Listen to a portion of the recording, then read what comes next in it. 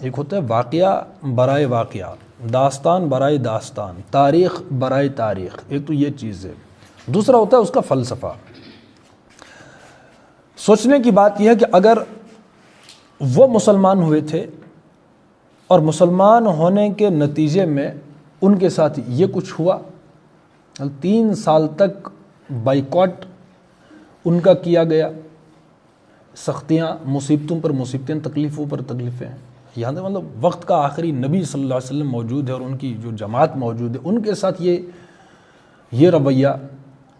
وہ ایسی زندگی گزارنے پر مجبور ہیں کہ گھاس اور پتے اور چمڑی وغیرہ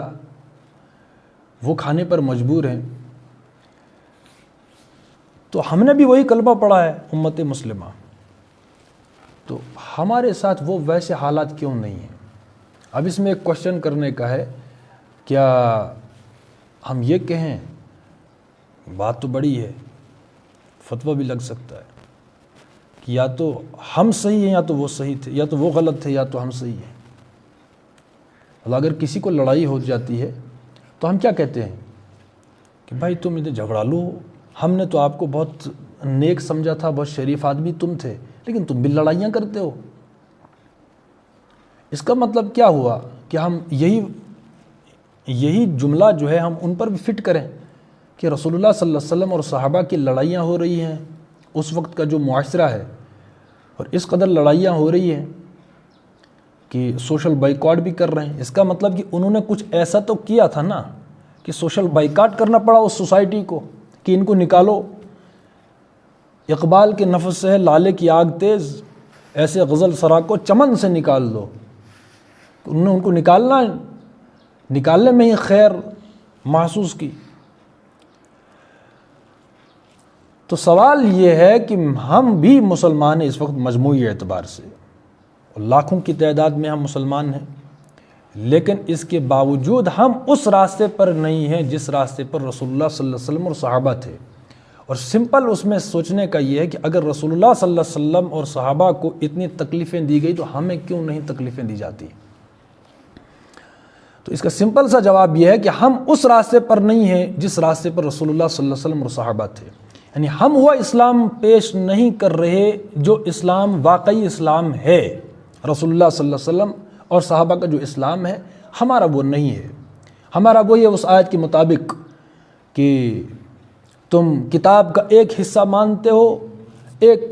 کا انکار کر دے دو، افتؤمنون ببعض الکتاب وتکفرون ببعض، تم نے کتاب کا ایک حصہ مانا اور ایک کا انکار کر دیا۔ ان کا حصہ بھی کہاں ہم نے مانا، ہم نے تو اپنی من مرضی کی جو بات، ٹھیک ہے تھوڑا موڈ بنا تو کیا، نہ بنا تو کوئی بات نہیں، یا جس اسلام کے کسی بھی شعبے کو اگر ہم نے ایکچولائز کر بھی لیا تو عین اسلام کی ان بنیادوں پر نہیں ہوتا، بلکہ وہ ہمارے رواج کے مطابق اس کو ہم ایکچولائز کرتے ہوتے ہیں۔ یعنی ہم نے کسی چیز کو لینا ہے اسلام کے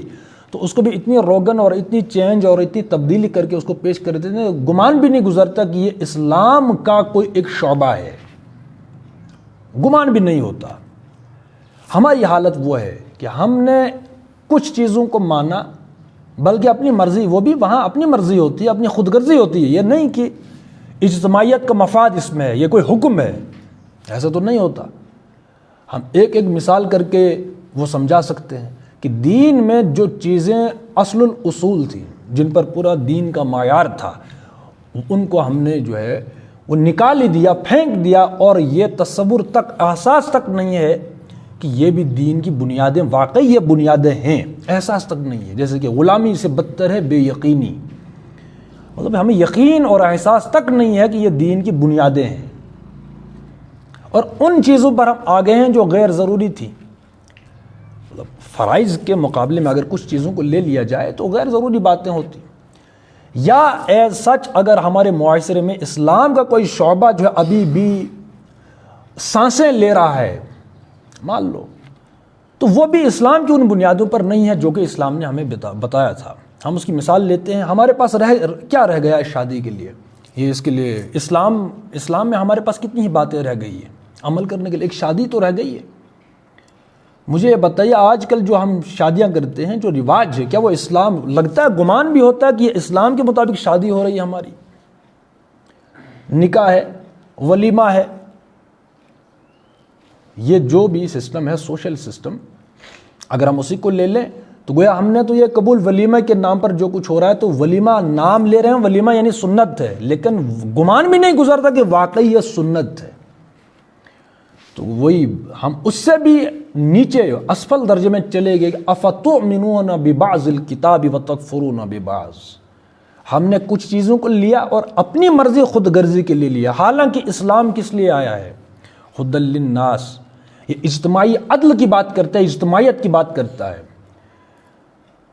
امر بالمعروف نہی عن المنکر، یہ حکم ہے، یہ کس لیے؟ یہ اجتماعی کانسیپٹ ہے نا۔ لیکن ہم وہ بات لے رہے ہیں جو مجھے ضرورت ہے، مجھے اپنی خود غرضی اور بزدلی ہے نا، انسان جو بزدل بندہ ہوتا ہے وہ صرف اپنی سوچتا ہے، لیکن حالانکہ ایک سادہ سی بات ہے کہ جب ایک مکان کو آگ لگتی ہے تو اس میں کئی گھر اس کی لپیٹ میں آتے ہیں، جب وبا پھیلتی ہے وہاں کوئی ایک گھر کو نہیں دیکھتے کہ کون صحیح ہے اور کون غلط ہے، وبا تو وبا ہوتی ہے۔ جب ہم اپنی خود غرضی کا سوچ رہے ہوتے ہیں نا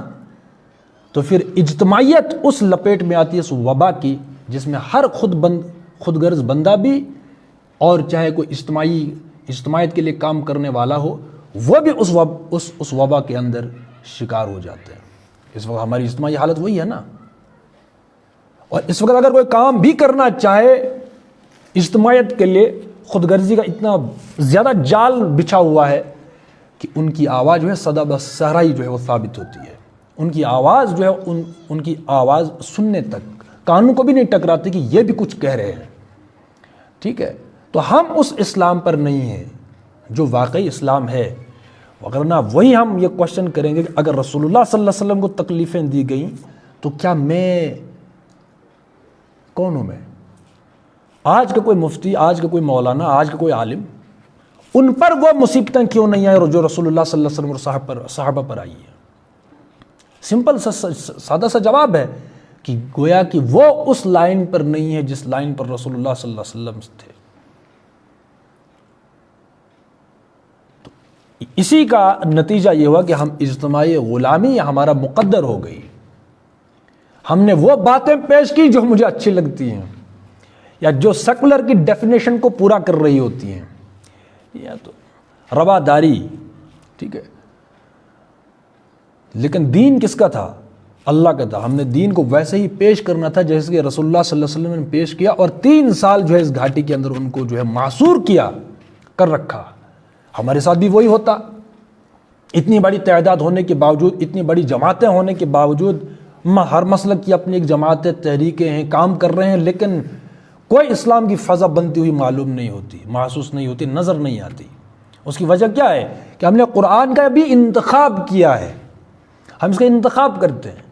کون سی آیت جو ہے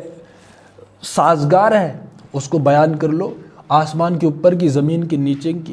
وغیرہ وغیرہ، وہ انفرادی معاملات ہیں، لیکن جو اصل الاصول ہیں، اجتماعیت کے ساتھ جو آیتیں تعلق رکھتی ہیں یا جو اجتماعی نظام کو ٹھیک کرتی، ان کو سلیبس سے ہی بے دخل کر دیا قرآن سے۔ قرآن میں سے جو وہ آیتیں ہیں جو اجتماعی نظام کی بات کرتی ہیں، کوئی اس کے ساتھ لینا دینا نہیں، بس وہ تاریخ بیان کریں گے تو برائے تاریخ، واقعہ بیان کریں گے قرآن کو تو برائے واقعہ۔ یہ اس کی فلسفی کیا ہے، اس کی نفسیات کیا ہے، اس کا اطلاق کہاں ہوگا، ہم سے یہ کیا تقاضا کر رہے ہیں، اس سے کوئی بحث نہیں۔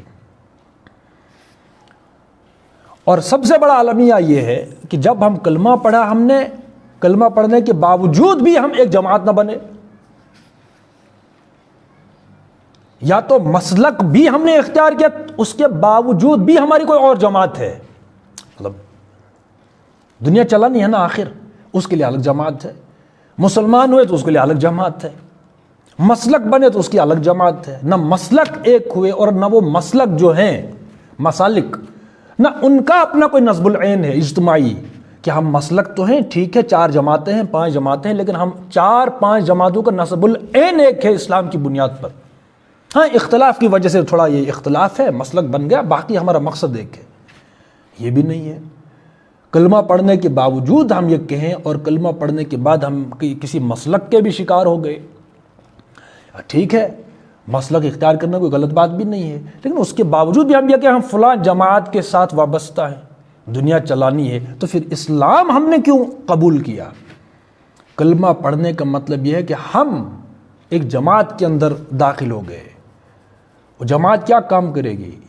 وہ جماعت قرآن کی طرف لوگوں کو دعوت دے گی، قرآن کی بنیاد پر ایک اجتماعی نظام بنائے گی۔ ایک جماعت تھی، کہنے کی ضرورت تھی کہ ہم کس جماعت کے ساتھ ہیں، تب جا کر اس اجتماعی کوشش کے نتیجے میں یہ حالات ہم پر بھی وارد ہوتے ہیں جو ہم پڑھ رہے ہیں۔ کھانے کے لالے پڑ جاتے ہیں بھائی، جب مقصد کی سمجھ آ جاتی ہے تو کسی بندے کو فالتو وقت گزارنے کا کوئی وقت ہی نہیں ملتا۔ تھوڑا تفریح کر لیں، اپنی ذات کے لیے، اپنے شوق کے لیے اپنا پیسہ خرچ کرنے کی کوئی اجازت ہی نہیں ملتی۔ جتنا بھی ہوتا ہے مال، وقت، صلاحیت، اس کا میکزیمم بلکہ کل کا کل اس کا حصہ لگتا ہے اس اقامت کے لیے، اس مقصد کی تکمیل کے لیے۔ پھر مقصد اوپر ہوتا ہے اور ضرورتیں جو ہیں وہ دم مارتی ہوئی معلوم ہوتی ہے۔ ضرورتیں فوت ہو گئی، مقصد فوت نہ ہونے پائے۔ یہ جب ہمارا وتیرہ اور رویہ بنے گا تو یہ حالات ہم پر بھی آ کر رہیں گے۔ قرآن بار بار کہتا ہے کہ تم جنت میں یوں ہی جانا چاہتے ہو، حالانکہ اللہ نے ابھی تک تو تم کو آزمایا ہی نہیں۔ تو قرآن کی آیتیں ہیں، لیکن جب تک ہم وہی دین کو دین کی حیثیت سے پیش نہ کریں، دین اللہ کا ہے، نہ ہم اس میں کچھ گھٹائیں گے نہ ہم بڑھائیں گے، ترتیب کے ساتھ بیان کریں گے، اور جہاں پر ہم سے جو تقاضے ہیں ہم وہ بھی بیان کریں گے، اور ہم وہ تقاضے ان کو پورا کرنے کے لیے الا ماشاء اللہ اجتماعی جد و جہد اور کوشش بھی کریں گے۔ یہ ہمارا سٹائل ہونا چاہیے، ٹھیک ہے۔